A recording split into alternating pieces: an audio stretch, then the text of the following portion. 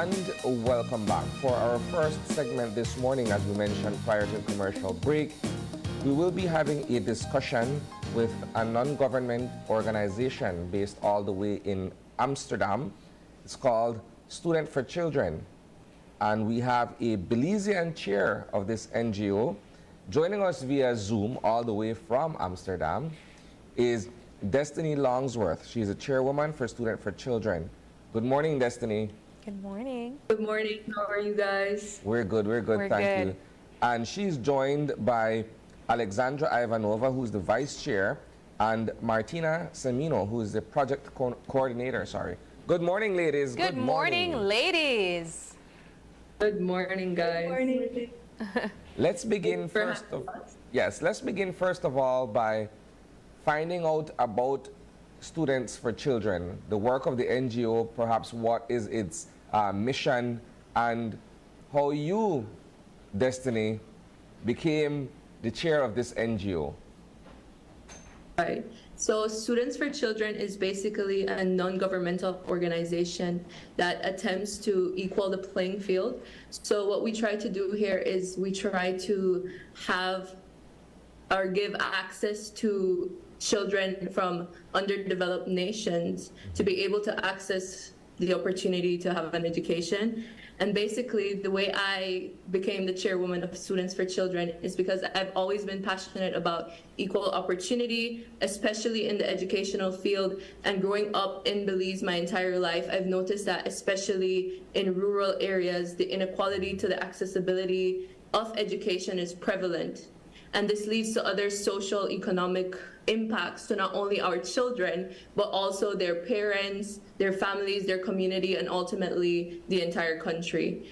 So since education for most in Belize is a luxury, I wanted to give back to my community and the wider society, since I have been privileged enough to receive an opportunity to pursue higher education. So that's basically how I became the chairwoman of Students for Children for this board year. And so you're working closely with the vice chair and the project coordinator. Let's get them in on this. What has it been like? And since you've taken over as chair, perhaps what is your mandate during your tenure? Oh, my mandate so I'm basically the head spokesperson of the organization. So I organize meetings, I keep an overview of the projects and the funds, and I also keep in close communication with our boards of advisor. So that's basically what I do here. I wanna take things back further to the NGO and how persons serve being a part of Students for Children. Let's talk about the involvement that other persons have in this NGO. Do you want to talk about maybe the involvement of the companies and the students? So as vice chair, I collaborate closely also with the treasurer. Companies as well as private individuals can support us through our website, studentsforchildren.org. There is an overview of our projects, ongoing as well as past projects, and there is also possibility to donate to us as an organization. So a role that companies play in this, as well as private individuals, is just support our mission and just be present and be active in what we do. What is really unique about this NGO is that it's led by students. Is that correct? Yes, so our board right now consists of 6 board members, and we all are students. 5 of us study law. So I'm a third-year law major, and we study psychology, politics, economics, and law. So maybe you want to tell us about some of our projects? Yeah, we have projects all over the world right now. So I actually had a call this morning with our project in India that is supporting kids with dyslexia and kids that have very few access to education, especially because the transportations to the school is very difficult. So our funding go mostly in supporting these kids, but we also have projects in Mexico, in Uganda, in Kenya, in Honduras, a bit all over the place. And they're all focused on children and their access to education. Mm-hmm. How do you, Destiny, use this opportunity as chair to assist students here in Belize? Well, actually, that was one of my main goals for this board year, because while looking at the past and recent projects that we have had, I've noticed that our neighbors, Mexico and Honduras, we have funded projects there. And I decided to, I don't know, you could ask them, but I'm probably the proudest Belizean in the Netherlands. So I make sure I tell everyone about Belize. And I wanted to bring awareness about the opportunity that Belizeans can bring forth their project proposals in order to be helped, you know? Yeah, that's basically how I do it. I just always put my country in the forefront of everything that I do, because it has allowed me to be where I am today. Mm-hmm. How do you guys balance, you know, your workload as students and of course the responsibilities that comes with managing an NGO such as this? Yeah, you could go ahead. I think, well, for all of us, our education is helping also our work in Students for Children. Mm-hmm. And our studying is very important, but we all wanted to give back to our communities, and we just wanted to pursue our passion also for volunteering work. Mm-hmm. So I think we all try to make time, and we have weekly meetings to keep going, and all 6 of us are very passionate, and therefore we can split the work so it doesn't become overwhelming for any of us. Mm-hmm. Yes. I want to go about asking, how does Student for Children find these children in developing countries that need that access to education? Okay. So basically what we do is we receive project proposals, and then we look through it. Maybe Martina, as the project coordinator, could tell you a little bit more about that process. Yeah, so we receive emails all the time about different projects, and especially in the countries we already have other projects in, the voice gets spread about that we fund them, and so we get from different countries these project proposals that I personally review all of them and create a presentation that I hold for the rest of the board, and together we all decide which projects will get funded by Students for Children based on different criteria we have, and also based on how much fundings we have. So actually our next proposal round is coming up in November. So we are looking forward to reviewing all the different projects. Yeah, and that's why I found that this segment was very important for us, mm-hmm. because we wanted to spread the awareness to Belizeans and have them know that they can apply for this funding of their different projects. Once it relates to education of children, we'll be super happy to look into it and consider them.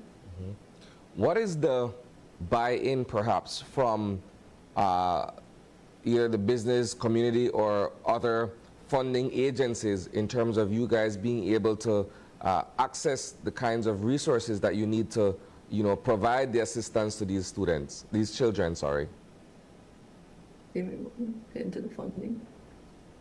Yeah, so there are several types of people who donate. Some people donate on a yearly basis, some people donate one time, but in general, all of them are very passionate about volunteering and about funding these projects, and they are very happy to help.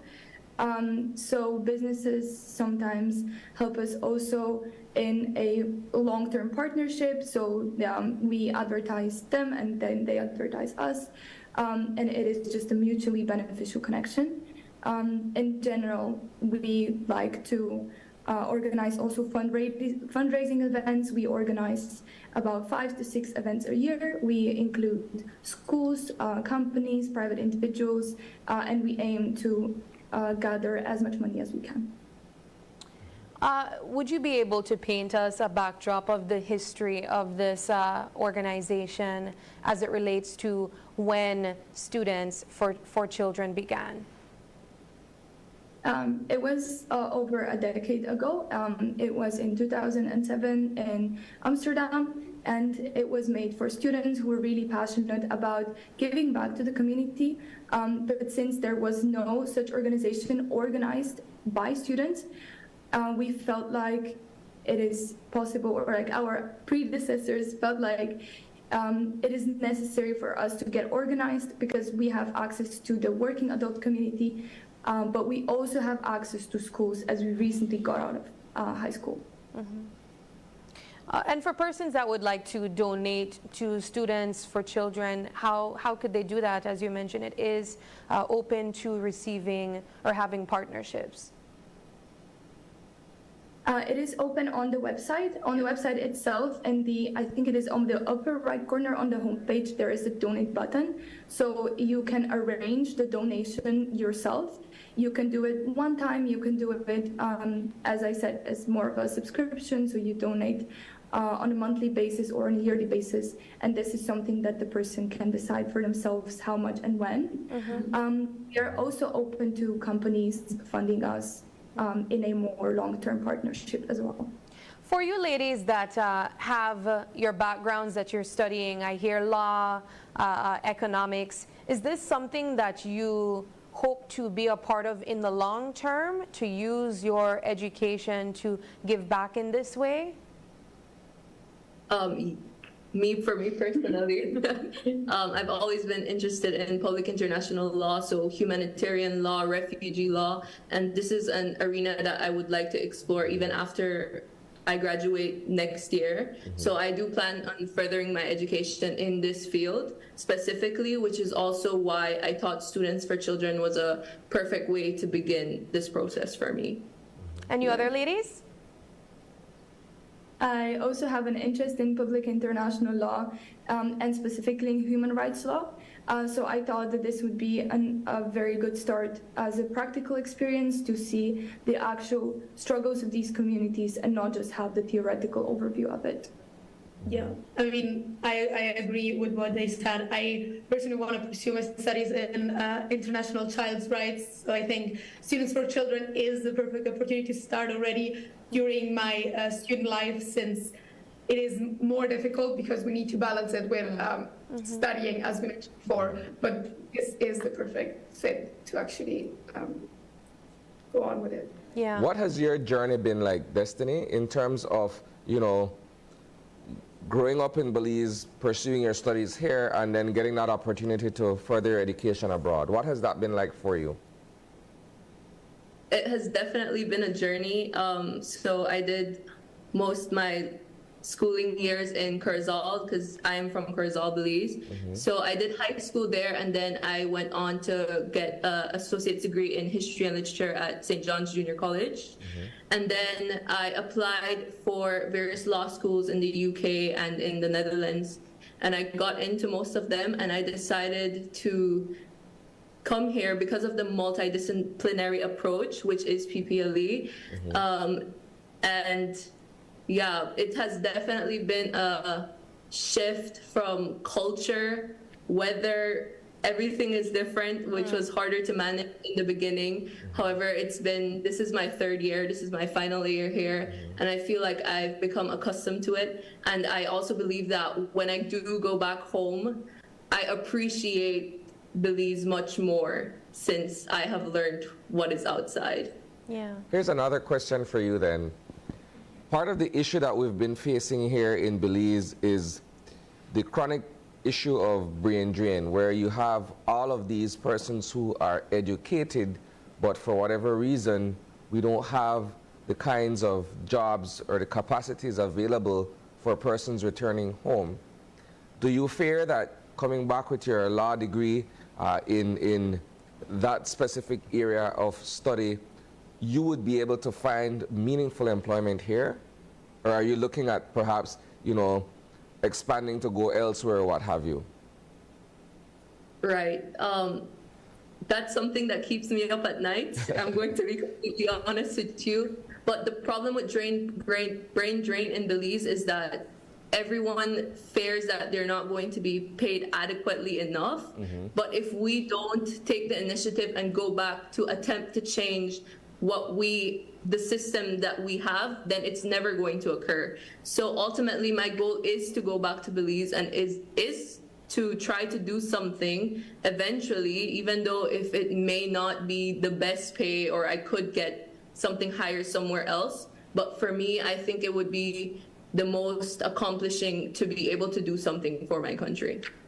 Now, Destiny, I understand that you're not the only one that's not originally from Amsterdam.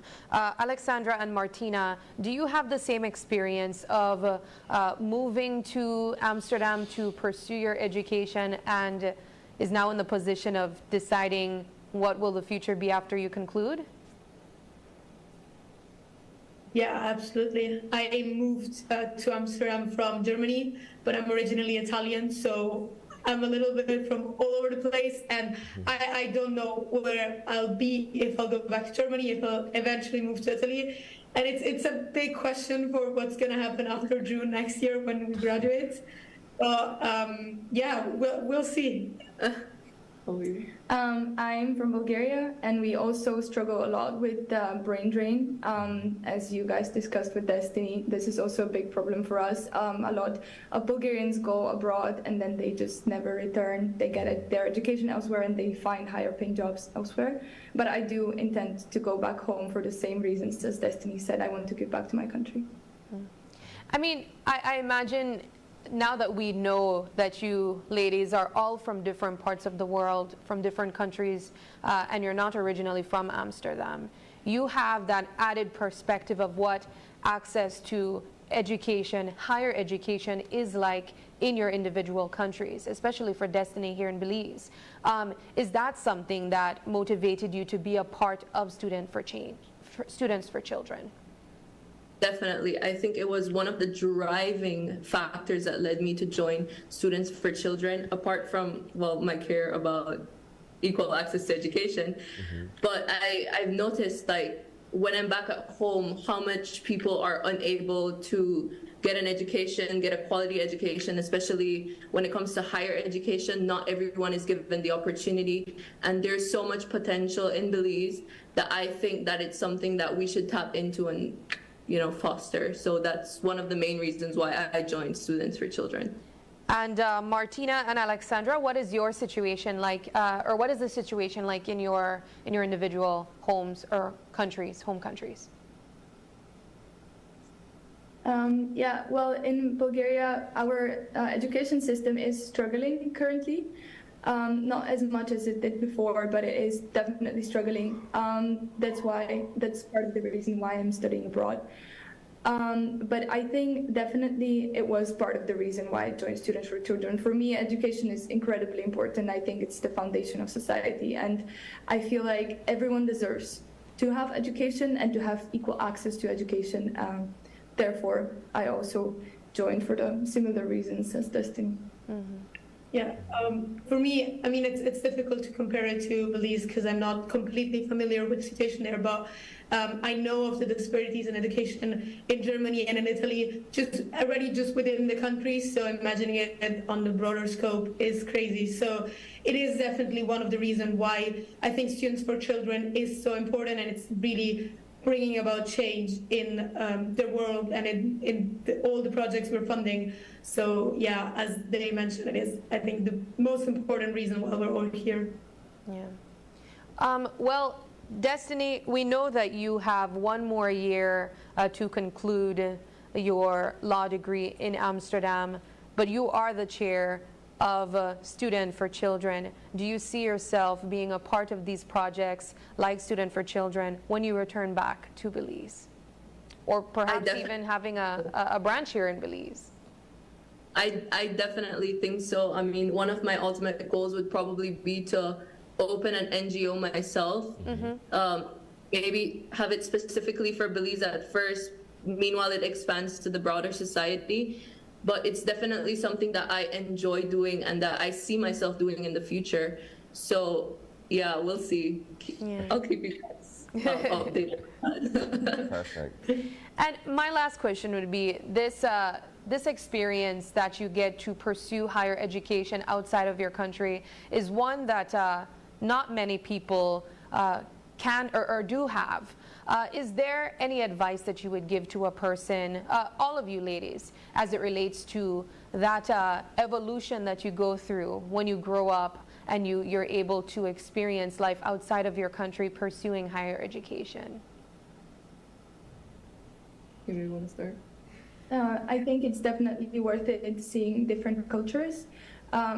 I think it also is super valuable to our own growth as a person. And then going back home, I could also bring different perspectives from everyone who I've met here, because a lot of people here are international.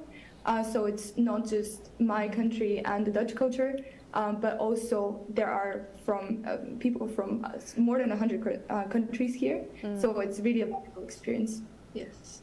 My advice would be, especially for Belizeans, to never stop trying and always explore all avenues that you may encounter to be able to further your education, because it's a very fulfilling thing to do. And like Alexandra said, we learn different perspectives, we get a broader mind on how to think about things. I think it's very, very fulfilling, and I think that if you do have the opportunity, that you should take it and further your education. I mean, yes, I agree, and it's very scary. Like, I think it was for all of us very scary to just move, but Yeah. it's worth it. It's absolutely worth it, and it doesn't mean you're never gonna go back, because Exactly. I think we all hope, or at least want to at some point. But it is worth it to get to know new people, new cultures, and just see what is out there. All right. Well, any last words, ladies, as it relates to students for children, how persons can get involved, how they can get access to when these fundings are available, both in Belize and outside of Belize, for our viewers in the diaspora as well? Yes, of course. I definitely encourage everyone watching to find us on our website. If you have any project proposal, do send it to us. We will be looking at it, and we will be considering all of them.